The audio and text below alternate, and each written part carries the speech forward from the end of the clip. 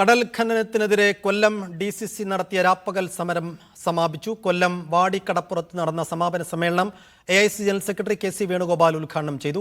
കേന്ദ്ര സർക്കാർ നടത്തുന്ന കടൽ കൊള്ളയ്ക്ക് സംസ്ഥാന സർക്കാർ കാവൽ നിൽക്കുകയാണെന്ന് KC വേണുഗോപാൽ പറഞ്ഞു. കടലിൽ തന്നെ സമരവേദി തയ്യാറാക്കിയാണ് കൊല്ലം DCCയുടെ നേതൃത്വത്തിൽ രാപ്പകൽ സമരം നടത്തിയത്. ഈ മാസം 27 നടക്കുന്ന തീരദേശ ഹർത്താലിന് മുന്നോടിയായാണ് രാപ്പകൽ സമരം. കോർപ്പറേറ്റുകളെ സഹായിക്കാൻ കേന്ദ്ര സർക്കാർ നടത്തുന്ന കടൽക്കൊള്ളയ്ക്ക് പിണറായി സർക്കാർ കാവൽ നിൽക്കുകയാണെന്ന് KC വേണുഗോപാൽ MP കുറ്റപ്പെടുത്തി.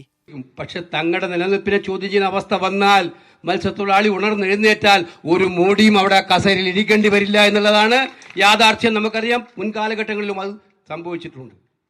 എന്താണ് കേരള സർക്കാരിന്റെ മൗനം കാണിക്കുന്നത് ഇക്കാര്യത്തിൽ?